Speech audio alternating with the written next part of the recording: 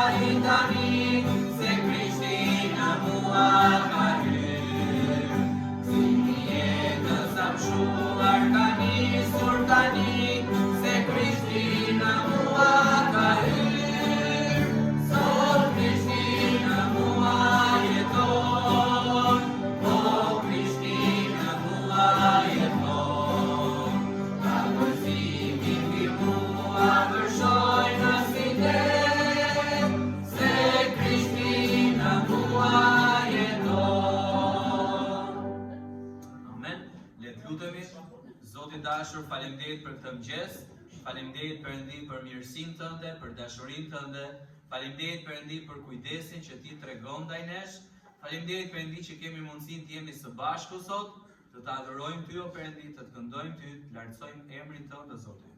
Lutem që dora jote e bekimeve të jetë mbi ne në këtë shërbes, lutem që Ti ta marrësh nderin dhe lavdinë nga çdo gjë që do të bëhet.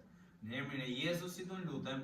Amen. Mund t'uleni, kënga në vazhdim, kënga me numrin 31, kur orëzo atë, kënga me numrin 31. Kur orëzo atë.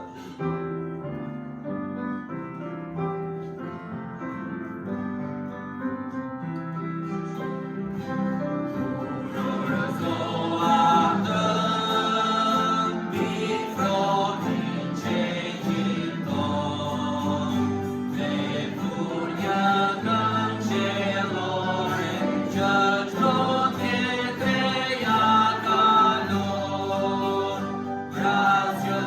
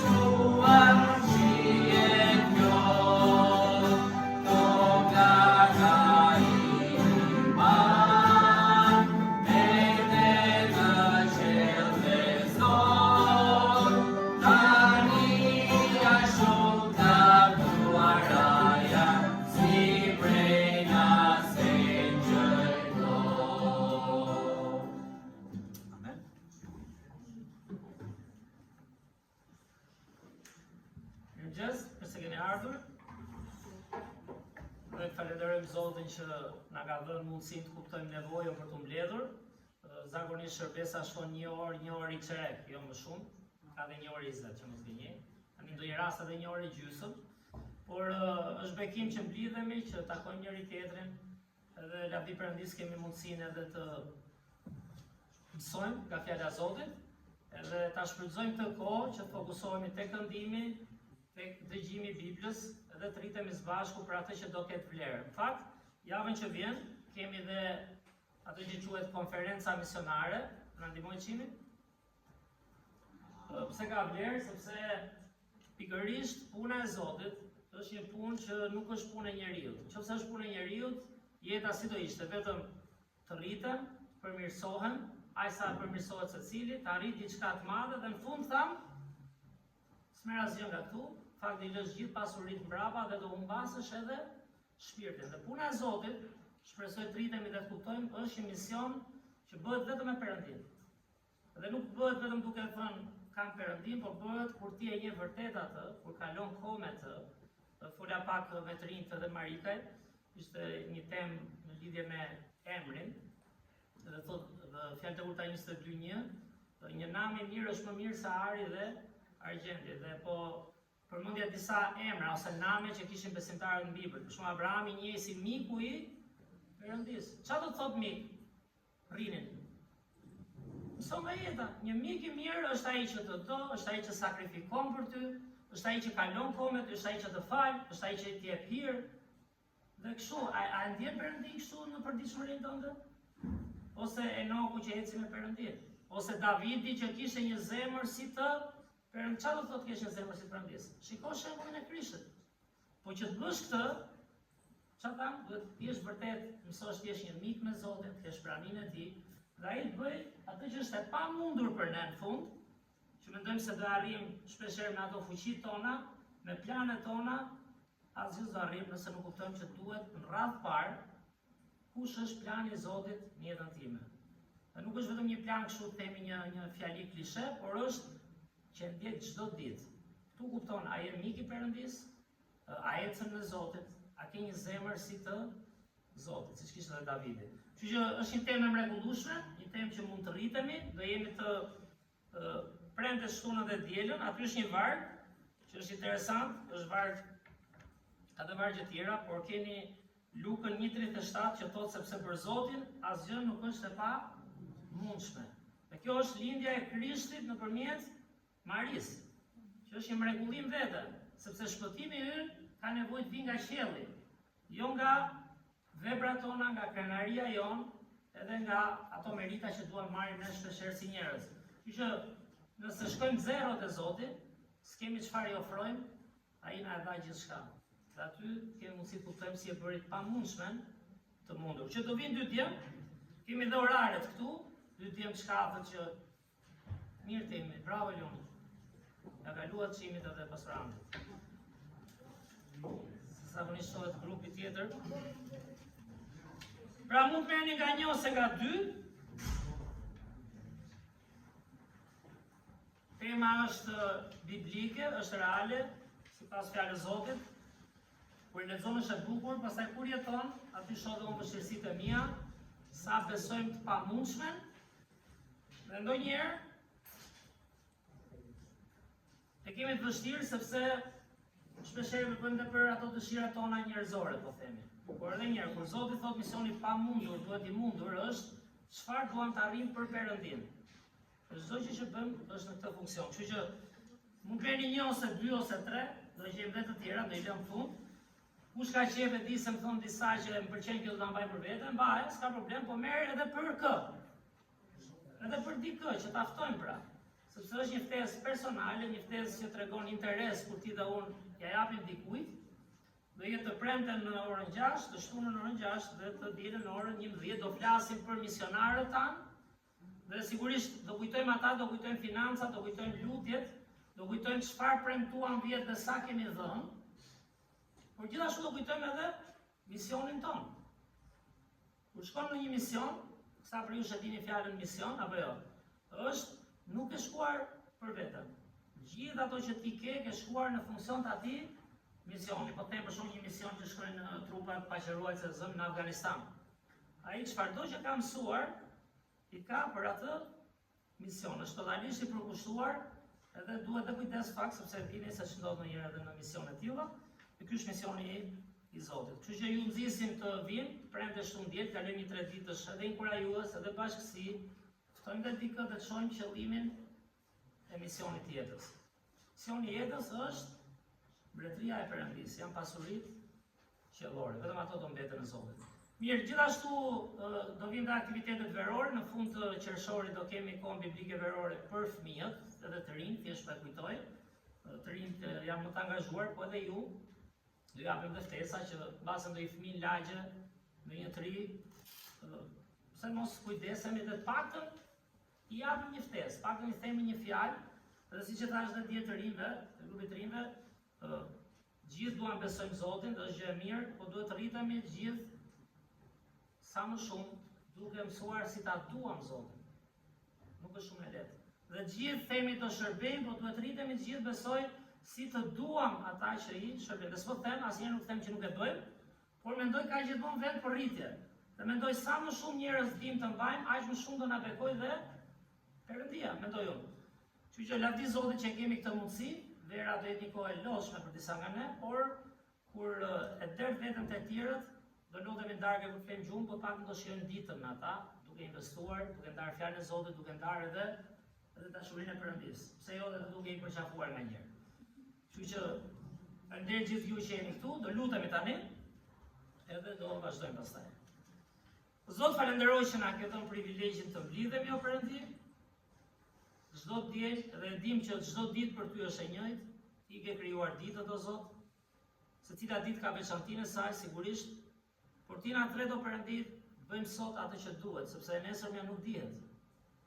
Na ndihmo o Perëndi, siç fola pak për misionet, kemi një mision të qartë në jetën tonë dhe ta konfirmojmë atë o Zot çdo ditë me ty. Në ecjen tonë përditshme me ty o Zot. Na mëso si të bëhemi miq të tu o Perëndi. Si të presim nga ti o Perëndi gjërat të pamundshme, gjërat të pabesueshme o Zot. Që kërkojnë shumë rritje në vendin tënde, kërkojnë frymën tënde o Zot, të jetë gjithmonë e pranishme në ne. Kërkojnë o Perëndi sakrificë, të mohojnë vetveten, një nga bazat e shërbimit ndaj teje o Zot. Dhe unë të lutem o Perëndi ta përdorësh edhe këtë temë të fush misioni për të na motivuar çdo ditë o Zot. Na ndihmo mos na gënjej mendja jonë o Zot, krenaria jonë, arritjet tona o Perëndi. Na ndihmo o Zot, lutem, vem para planin tënd. Për atë që ti erdhe o Krisht, dhe ne e quajmë veten të krishterë, pikërisht shpresojmë nga ajo që bëre ti o Zot. Le vendin më të mirë, le postin më të mirë, le gjithçka për ndihmuar një grup njerëzish mëkatar o Zot si ne. Dhe të falenderoj o Zot për këtë model, falenderoj për këtë shembull, falenderoj për misionarët tanë o Zot që me gjithë vështirësitë e tyre personale, jetët e tyre o Zot, provat e tyre, pse jo, edhe dobësitë e tyre o Zot, përsëri gjetën kuraje, dolën edhe sollën ungjillin këtu o Perëndi. Na ndihmo dhe ne të shohim fushën tonë të misionit më me vëmendje o Zot, siç e the ti o Krisht. Falenderoj për njerëzit që janë sot këtu, na rrit o Zot, lutemi për njëri tjetrin, të inkurajojmë njëri tjetrin o Zot. Na ndihmo o Zot të bekojmë njëri tjetrin dhe ta duam njëri tjetrin o Zot. Ti për këtë na ke thirrur. Qëllimi final nuk është thjesht një organizatë fetare apo një kishë thjesht si emër o Perëndi. Është të rritemi në dashuri për ty dhe për njëri tjetrin. Dhe ne jemi të sinqertë o Zot, nuk arrim dot këtë, kemi dashuri shumë të kufizuar, por na rrit o Zot, na rrit që nga dashuria për njëri tjetrin, bota ta di që jemi bijtë tu o Zot. Kështu që përdore këtë kishë për nderin dhe lavdinë tënde o Perëndi, përdor mesazhet e fjalës tënde dhe na rrit o Zot drejt ngjashmërisë më të madhe me Krishtin. Beko dhe javën që vjen me këto aktivitete të misioneve. Pse jo o Zot, na nxit gjatë javës, mendoj për dikë që mund ta ftojmë, mund të lutemi për ata o Zot, edhe t'i shohim në kishë. Bekoj këtë takim, ty qoftë nderi dhe lavdia o Zot, në emër të Krishtit lutem. Amen.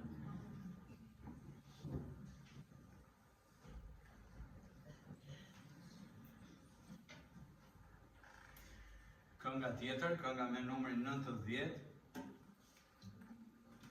Zot fjala është pasuri, kënga me numrin 90.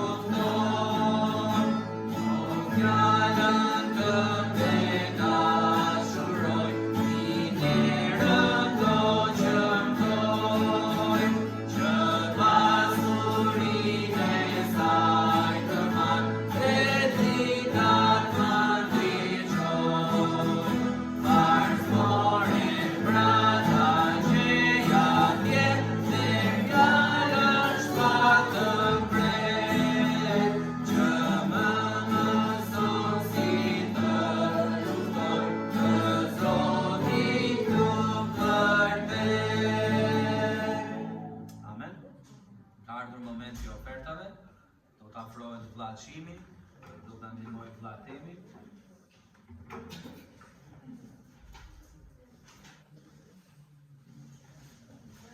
Do I kërkoj vllachimit që të lutet për ne. Le të lutem. Njërë Zot, falenderoj për këtë ditë, falenderoj Zot për mundësinë që na ke dhënë për të ardhur sot kish. Lutem Zot të kosh ofertën dhe njerëzit që do t'i japin. Në emrin e Jezusit lutem. Amen.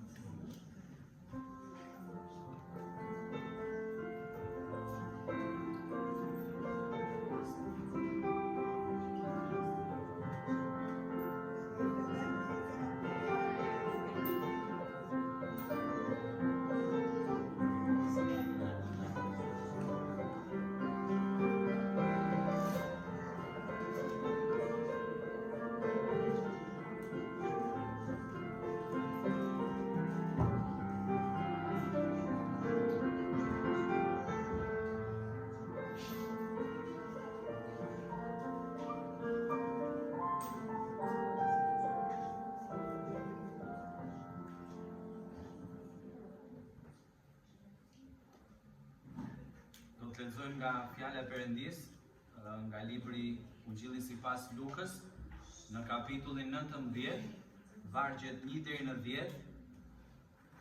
Pra Ungjilli sipas Lukës, kapitulli 19, vargjet 1 deri në 10 në faqen 89 nga fundi i Biblës. Do të lexoj një varg unë edhe një varg tjetër. Dhe Jezusi hyri e po kalonte nëpër Jeriko. Dhe ja, një njeri quajtur Zake, i cili ishte kryetar gramdetës dhe ishte i pasur, Dhe ai kërkonte të shihte se kush ishte Jezusi, por nuk mundi për shkak të turmës sepse ishte i vogël nga shtati. atëherë rendi përpara dhe u ngjit në një man për ta parë, sepse ai duhej të kalonte andej. Dhe kur Jezusi arriti në atë vend, i ngriti syt, e pa dhe i tha: Zake, zbrit shpejt poshtë, sepse sot duhet të rinë në shtëpinë tënde. Dhe ai zbriti me nxitim dhe e priti me gëzim. Dhe kur e pan këtë, të gjithë murmurisnin duke thënë: ai hyri të ri te një njeri mëkatar. Dhe Zakeu u çua dhe i tha Zotit: Ja Zot, unë po ju jap të varfërve gjysmën e asaj që kam dhe po t'i kem marrë ndonjë gjë ndokujt me mashtrim, do t'ja kthej 4 fish.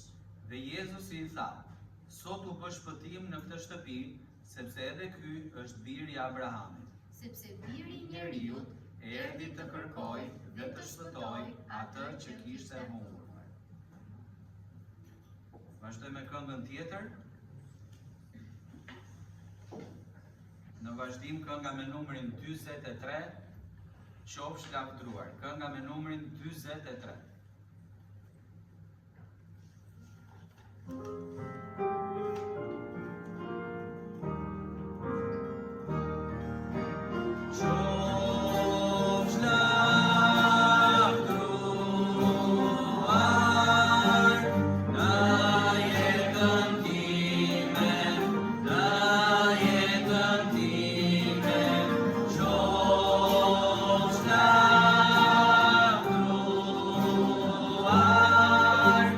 Në jetën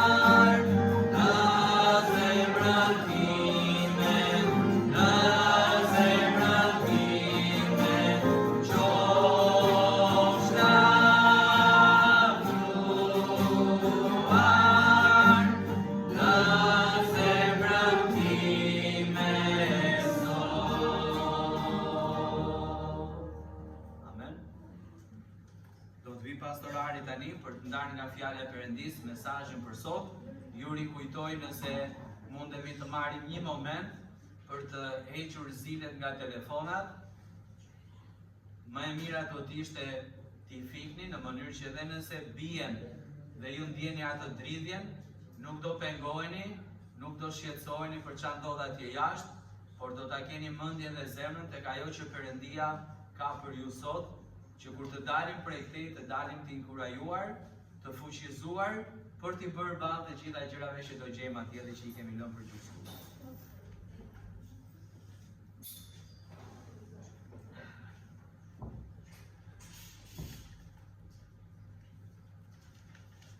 Mirë, atëherë le të lutem edhe një herë, të t'i kërkojmë Zotit që mësojmë diçka që është për te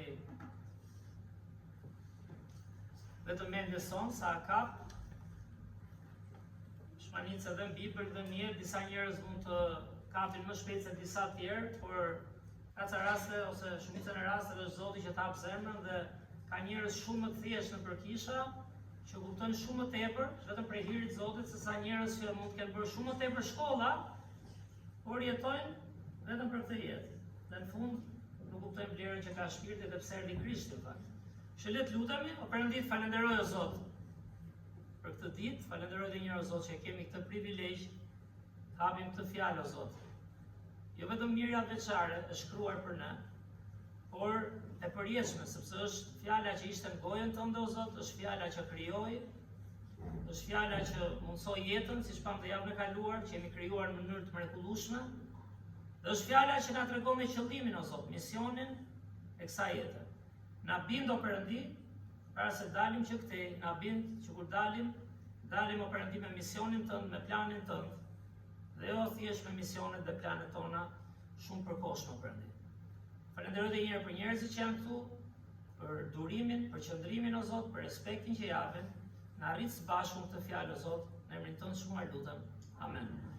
Mirë, gjithmonë më shumë ndoshta vjen nga mosha, ndoshta kur fillon me moshën po është më mirë njohsa, nuk e di, por falenderoj Zotin që më jep privilegjin, tash pak të ketë rinde përmend atje, të flas fjalën e Perëndis para jush. Nuk e them as për të dukur si për ulur, por është vërtet privilegj.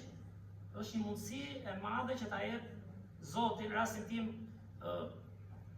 Bibla thot të kërkosh punën në një mbikëqyrësi ose pastori është gjë e mirë.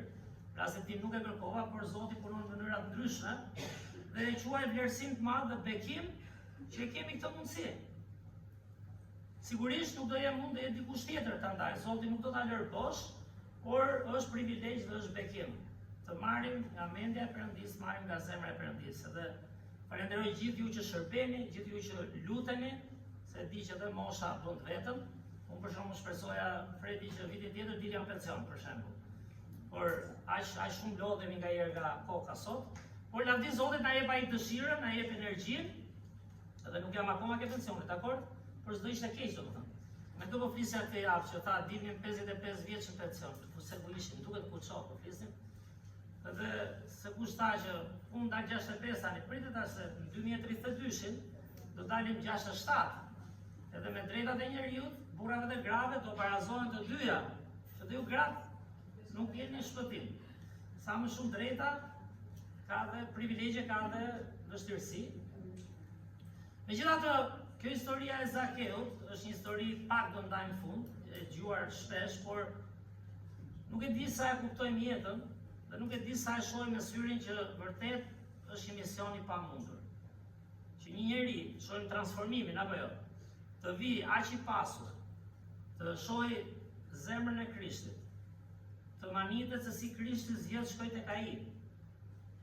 Njeri mëkatar, i korruptuar, siç janë gjithë në fakt, Bibla edhe një herë kam thënë, edhe në psikologji përdoren këta, unë nuk jam psikolog, por përdoren shembujt ekstrem, se nga shembujt ekstrem njeriu mëson. Edhe Krishti këto përdori, i pasur, i varfër, i përdori shumë. Dhe është rast manitshëm të transformosh zemrën dhe të ndryshosh, mund të arrish në fund, se shkruar në Bibël, dhe njerë mendoja, ore, bëri Zakeu në vërtet dhe që e hoqi gjysmën e pasurisë, se ta çfarë tha, gjysmën e pasurisë time do t'ja jap të varfërve në emër të Zotit, pra, sigurisht të çonte edhe Krishtin tek ata, por edhe ato që i ka marrë me pa drejt, do t'ja kthej. Kjo është mrekulli e madhe. Ndonjëherë ne jemi besimtar, kemi ato ofertat tona që mund t'japim dhe jo gjithmonë jemi besim. Sprovat na tundojnë, sprovat e vështirësojnë dhënien, madje sa më shumë premtojnë nga herë kanë bërë edhe nga ato shifrat, më pak japin. Ndonjëherë mund bëjmë më shumë punë, prapë hyn më pak oferta. Ndonjëherë duhet shqyrtojmë dhe zemrën tonë. Jemi te misionet, mbaj mend historinë e pastorit Davidit, dhe jo më kot Zoti e përdori. Ishte një njeri punëtor, siç thoshte, prandaj me pak fjalë. Dhe çfarë thoshte? Që punonte, e kam thënë herë tjera, ata për ju që nuk e njihnin, punonte tek IPM, pra është si Apple i sot ka qenë atë kohë. Kishte rrogë të mirë, por luftoja, isha besimtar, thoshte, por luftoja edhe për jetën, apo jo? Derisa 40 vjeç u bëra dhe më serioza. Çfarë do thotë Jolani dhe më serioz? Ishte besimtar, po ka dhe një nivel më të lartë që mund të rritemi gjithë. Tha dhe me ofertat pati ca sfida, kam dëgjuar 2-3 histori personale të atij, nuk po hyj tani në detaje. Gjithë kemi sprova, apo jo, dhe ka bëjnë, por kur kapa misionin e Zotit, imagjino ku i përdori Perëndia. Nga vjen ai, nga zona që vjen, kush e ka pas një orë, të dali, të çohet, dhe shkoj një vend, kemi thënë si Shqipëria. Duhet linte punën e mirë, duhet linte ata të afërmi që kishte afër, duhet linte kushtet e Amerikës, edhe këtu mundohet i kishte kushtet sigurisht, por nuk ishte e lehtë. Kemi thënë në një lagje komplet pa drita, rrugët e lagjes komplet u qura, shapur kisha kanë qenë vetëm të prishura, sa herë binte shi zhul, bal, dhe duhet të transformimin që sjell Zoti. Nëse ne kapim misionin e Perëndis, ai erdhi si misionar, dakord? Po dhe ti dhe unë jemi misionar aty ku Zoti na ka vënë, nëse kemi arritur ta shohim këtë. Dhe nuk mund bësh dot nëse nuk je duke sakrifikuar diçka. Dhe unë them, për ne këtu që vim kish, është një lloj sakrifice, po themi, njerëzore, dhe lavdi Zotit. Por Zoti thot misioni është i përditshëm. Unë jo më kot jam rritur dhe vetë në ato vargjet e Biblës, keni emrin se jeni kish, por nuk më njihni, më adhuroni me buzë, po zemra s'është. Pra janë për tu rritur, për të kuptuar, por e ku kam ca meta që mund të rritem Zotit. Sepse ne duhet kapi një mision në zemër, një mision të përditshëm. Dhe Zakeu është model fantastik në fakt. Gjithmonë kur e japim ke historitë me fëmijët i kanë qef të prap detaje, apo janë ekstreme. Një njeri i shkurtër, nuk shet dot ke turma, kujt i ka ndodhur ndonjëherë në turm që ka pas qef shojë dhe nuk ka parë dot. I ka ndodhur ndonjëherë.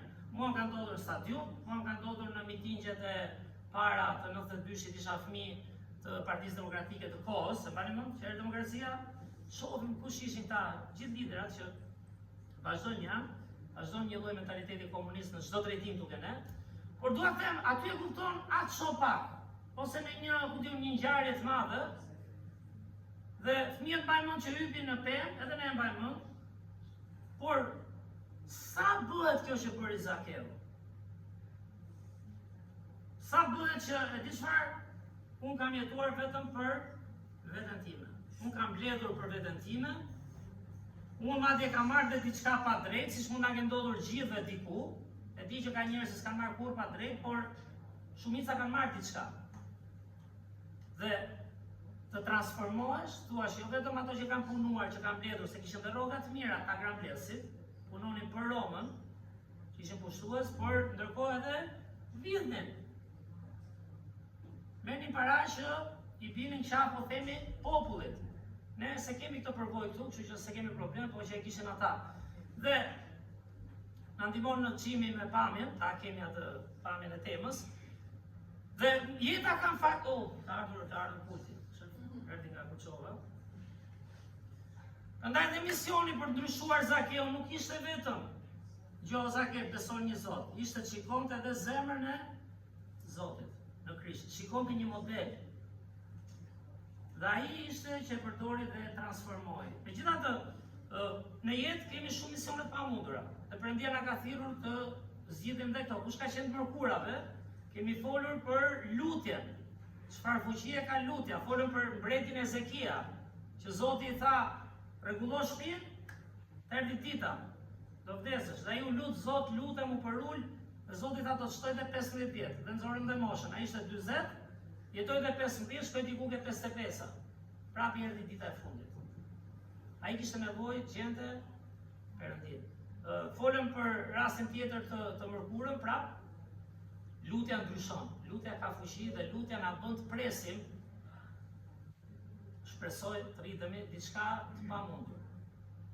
Diçka që Zoti e ka në plan dhe që nuk e arrin njeriu. Fakt kur bën arritje njerëzore, ka më shumë probleme me veten, më shumë probleme me tjerët, më konflikte, më e bëra unë se bëre ti, dhe ka më luftra të brendshme. Ne duhet të mësojmë kush është plani i Zotit, çfarë mrekulli e bën jetën time dhe si ti motivoj tjerët me atë që Perëndia bëri në mua. Po të shohim tek jeta e përditshme, kemi misionet pamundura shërimi. Ndonjëherë gjithë lutemi që shërohemi, është kështu? Nuk shërohemi. Te duhet lutemi Zot, përmirëso sa mundesh dhe më ndihmo çfarë të mësoj nga kjo, çfarë mund të bëj unë me këtë që kam. Ndoshta është ana ekonomike. Ka misionet pamundura që duhet shohësh dorën e Zotit në mënyrë manice, ka ilustrime dhe shembuj pafund. Pyetja është sa kemi ne në jetën tonë, sa e shohim dorën e Zotit. Dhe kur shohim në fuqinë tonë, gjejmë ato rrugët e shkurtra, si t'ia dalim një kohë që Perëndia çfarë thotë, ndonjëherë di çfarë duhet bien fort. Ndonjëherë duhet ndjehemi sikur s'kemi fare mundësi.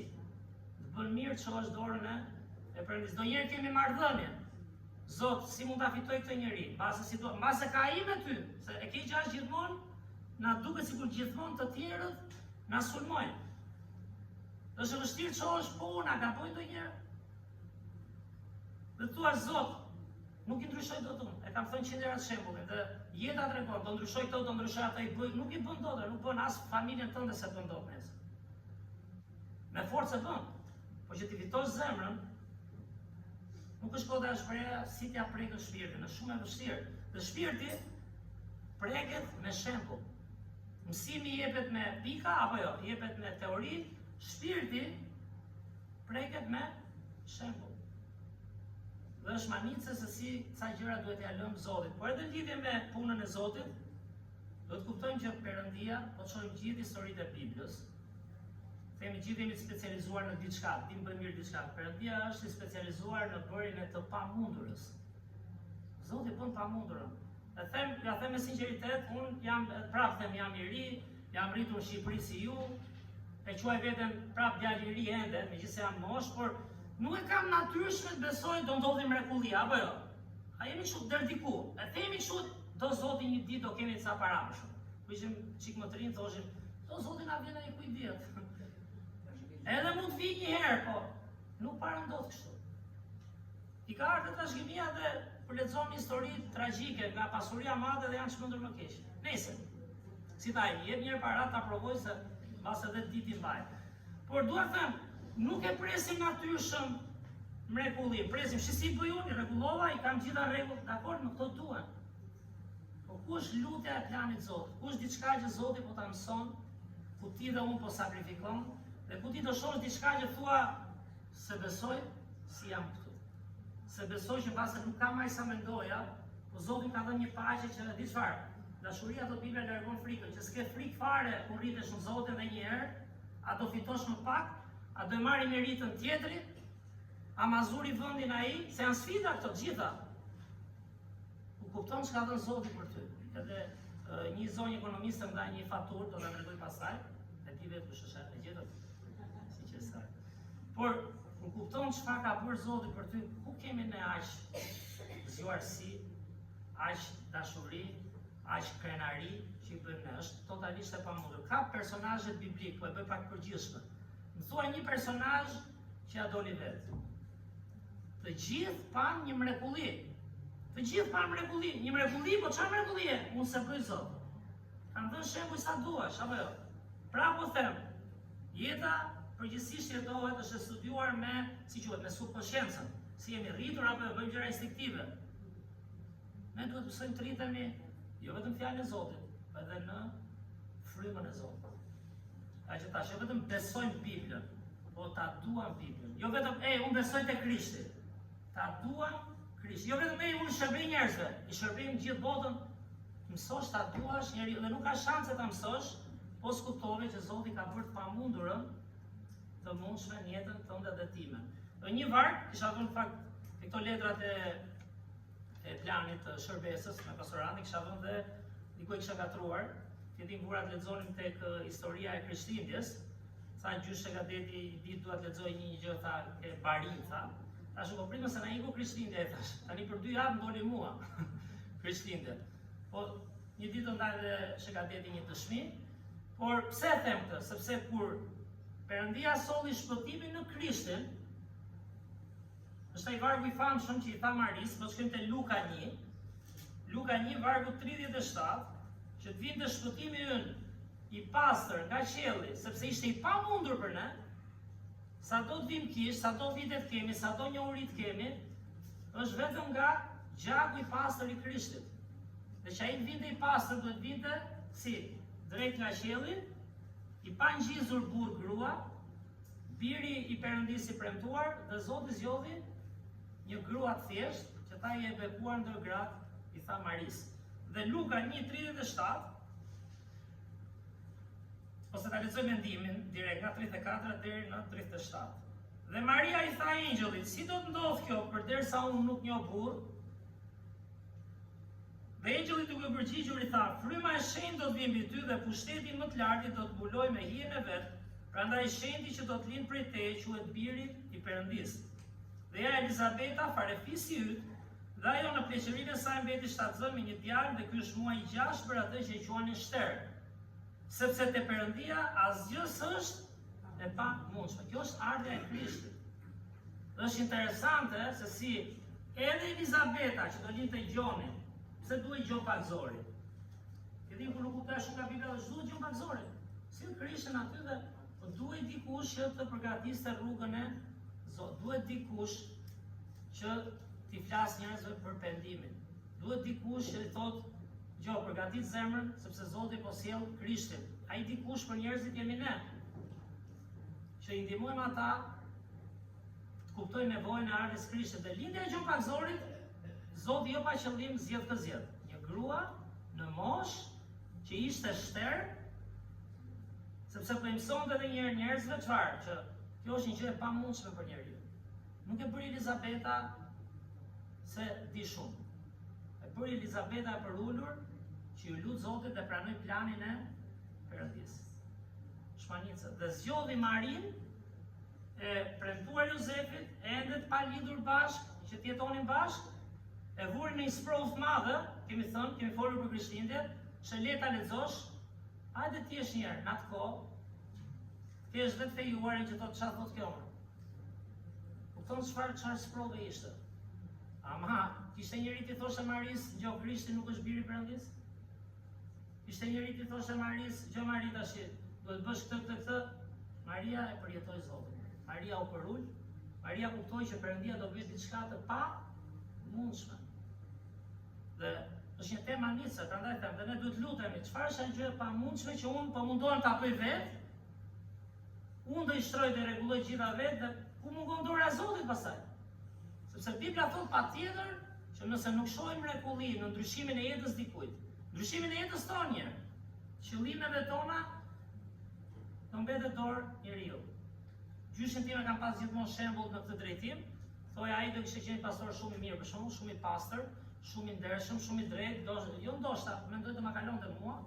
Ai s'është më, prandaj po ja ngrej vlerat. Por kuptosh pastërtinë e Zotit.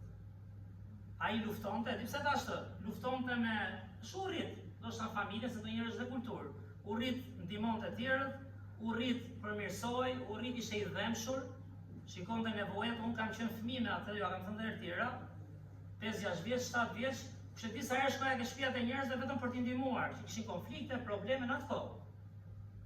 Dhe njeriu motivohet dhe pa Zotin. Po në fund, çfarë fiton? A e ka për shpirtin, unë lutem për atë, lusja, se tani çfarë do lutem, por ai lexonte, se desha them që lexonte librin e Gjonit dhe Romakëve, që ishte një gjë kur e kam parë, domethënë isha adoleshent. Se vrisja shumë mendje se fillimet e besimit, bravo tash ore. Ky kur i flas unë nuk gjon. E parasysh, ikën shumë tani. Se nuk besoj ka një Zot, por nuk merr me fe, thoshte. Kur e pash lexonte dhe e them si nxitje, që duhet marrim sa libra të vegjël. broshura, e kam thënë dhe tjera, kjo, nuk kujtoj Lola, Flora, e ka dëshminë e vetë, sigurisht dhe ka nevojë do rritet si ne gjithë, por vetëm me leximin e broshurave në avion, ishte kështu apo jo? Që ta gotës u shmende ti do rrim të lexoj, ikës se s'besoj unë. Po ja Zoti hapi pak mendjen, pak nga pak po them. Duke lexuar diçka se ne nuk e gjejmë kollaj fëmijën tonë apo jo, sidomos ta që nuk besojnë. Dhe Zoti ka një hapësirë aty për të punuar, sidomos kur njeriu është vetëm dhe mund të lexojë sidomos një gjë paksa të shkurtër dhe koncize po flas. Por duhet lutemi të shohim të pamundurën po them. Mund të përmirësojmë, prandaj përmendaj gjyshin ti, mund të përmirësojmë si ai mund t'ja kalojmë atij, apo shohim diçka që Zoti po ndryshon zemrat tona. Në arritjet tona ndoshta, në sprovat tona. Një varg tjetër është tek Luka 18 dhe Luka është manitës, pse e them? Sa herë që kujtoj që ishte mjek, ai nuk e di çfarë mjeku në çfarë niveli, Bibla e ka atë vargun e famshëm, një mjek që flet për këto lloj mrekullish, ë? Është manicë. Dhe që shkruan pikërisht pam sa foto, nuk e di sa për ju shipan, vum një dosje me fotot me grupin ORS, edhe ata mjek, njerëz me gjithë sfidat e veta, por janë mjek që tuan Zotit tam, janë mjek që të kapin për dorë, janë mjek që luten, i pash aty, jo vetëm foto, i pash dhe aty, me një fëmijë, me një nën, janë mjek që përqafojnë, i vej një gjëke dora, i thosh aty dhe aty, çfarë ka bën këtu? Ma tha ajo goca. Është Jezusi të do, po tha Zoti të do. Pra, njerëzit kanë nevojë për vëmendje, kanë nevojë për një sinqeritet, kanë nevojë për pak dashuri transformuese. Dhe Luka ishte mjek, apo jo? Dhe Luka është ai që shkruan gjëra të pamundura në Perëndim. Dhe ai ka këto vargje, dhe te Maria dhe këtu tek Luka 18 vargu 27, faqen 89, çfarë thot? Por ai tha, ato të pamundshmet për njerëzit janë të mundshme për Perëndin. Dhe është historia e triut pasanik, lidhet pak edhe me Zakeun, kur ky i riu i tha, kur i tha i mirë i tha Krishtit, Krishti tha askush nuk është i mirë, dhe kur Krishti tha për trashëguariet e përjetshme, i mban urdhrimet, po tha i mbaj që i vogël, janë djalë me moral, të gjitha këto i kam zbatuar, mos kel kuror, mos vrit, dua e të afërmin çfarë këto. Dhe Krishti tha të mungon një gjë, i tha. Shiti këto që ke, se s'ke kaluar akoma nivelin e sakrificës që dua unë, dhe eja dhe më ndish. Dhe kur ai i ku i trishtuar, Jezus e tha sa e vështirë është për ata që kanë pasuri të hyjnë në mbretërinë e Perëndis, dhe është më e lehtë hyjë nëpërmjet vrimës zilpërës një deve se sa i pasurit hyjnë në mbretërinë e Perëndis. Po ç'është interesante? Dishepujt që dëgjonin thanë, po kush pra mund shpëtohet? Pasuria, sigurisht Krishti po fliste për një pasuri toksore, po fliste edhe një pasuri njerëzore. Kur ti je i pasur dhe unë në mendime, kur ti dhe unë je i pasur në veten, kur ti je i mbushur me nevojat dhe arritjet e tua. Sepse Bibla çfarë thotë? Të gjithë kanë mëkatuar dhe nuk e arrin. Do thotë kemi një lloj pasurie që nuk e lëshojmë, kur nuk kuptojmë dashurinë e Zotit dhe sakrificën e Tij. Po të shohim Romakët 6:23 çfarë thotë? Sepse paga e mëkatit është vdekja. Gjitha ato pasurinë thonë sa që ne kemi, mund mos jem pasuritë e këtij djali, jeta më ka treguar në fakt që edhe të varfrit, kjo është e bukur, nuk është se janë shumë më ndryshe se pasur. Shembull, shiko shpërndarjen e ndihmave. Shembull, shiko kush merr i pari. Shiko, ke vende në botë, ke edhe këtu që ne ka ndodhur, i varfri mund ta mbysit varfrin që ta marrë para tij. Ka ndodhur apo jo? Ani ku e di unë këtë? E para e kam parë, e dyta është sepse të gjithë kanë mëkatuar. Të gjithë kanë një lloj pasurie që nuk e kalojnë dot shpëtimin e Zotit. Prandaj them fillon edhe që ke jeta jonë fillon me të pamundshme, si Zoti pati hir për mua, si Zoti më fali. Në fakt është ai vargu ke Mateu 5, harrova fiks kush varg është, por që thotë lum skamsit në frymë. Sepse ata do të trashëgojnë duke dësh mbretërinë e Perëndis. Po çfarë skams frymë? Është ai që di, por do të mbushi shpirtin dhe më ndin, okej, me fjalën e Perëndisë, se ka obvje, por do mbushi shpirtin me çfarë mbushet fryma? Me dashuri, me mirësi, me sakrificë, me dëmshuri. Dhe kështu të mbush Zoti që ti ndërsa ndan fjalën, tham apo jo, edhe prek shpirtin e dikujt. Nuk duhet kohë të klinikat, sa i mjeku ose edhe ne që shkuam, okej, jetu të ca ftesa dhe mbarove punën. Por kur i prek njerëzit, kur tregon interes personal dhe serioz, kjo është ajo që Zoti e përdor shumë më tepër. Dhe Krishti la shumë impakt me shembullin dhe modelin e tij. Dhe Bibla thot atë vargun e famshëm, kjo është fatura që nisëm, mi po tjetë fatur borxhesh, fatur pagesash, gjithë do donim ta kishim, apo jo? Mund keni parë në internet, por çfarë thotë që Jezusi i pagoi të gjitha. Fund fare, kur bëhet bilanci i jetës, si thati pasanikut Krishtit, këto që le të kujt do jetë, Krishti pagoi për mëkatin, pagoi për turbin ton, pagoi për dhimbjen, gabimet e kaluara, refuzimin, vetminë, ku diun gjithë fatura, vdekjen shpirtërore dhe detyrimi thot në fund është zero. Është ajo që them shpesh. Kush të motivon më shumë? Bëj, vetëm rritu, mëso diçka apo të motivon prekja e shpirtit? Kur ai vet, çfarë i tha Maris? Ajo që është e mundshme me Perëndin, është e pamundshme me njeriu. Shpëtimi ynë është vepër e Zotit. Shërbimi ynë duhet të jetë vepër e Zotit. Duhet të rritemi patjetër të presim një mrekulli, sepse Perëndia vepron, është Perëndi i mëshirës dhe i hirit. Borxhi zero. Që këtu fillon mrekullia jonë. Kurdo që t'ikim nga kjo jetë, mbas të jemi si Ezekia, dikush thot aman Zot, lutem, flas me gjyshet tu që janë mosh. Ti them, lavdi Zotit me kapet 84, kapet 85. Ti kapet, do vi dita. Mund ta vinë trime më shpejt, nuk e dim, por Krishti prandaj erdhi. Na japi shpresën e pamundurës. Pastaj çfarë besojmë? Besojmë të jetë atëherë, luftojmë këtu. Zihemi këtu, mërzitemi këtu. Çfarë na ikën këtu dhe harruam mrekullinë e Zotit. Tu fillon mrekullia jonë. Kush beson te shpirti? Kush ka harruar shpirtin, lufton për gjërat. Lufton për pasuri, lufton për pozicion, lufton për krenari, lufton për dukje, dhe gjitha këto shkatrojnë shpirtin ton, po e po, shkatrojnë punën e Perëndisë. Tani pyetja është, pa e di ku jetojmë apo? Është shumë, gjithë vim nga kulturë me probleme, pse unë që po flas nga vi.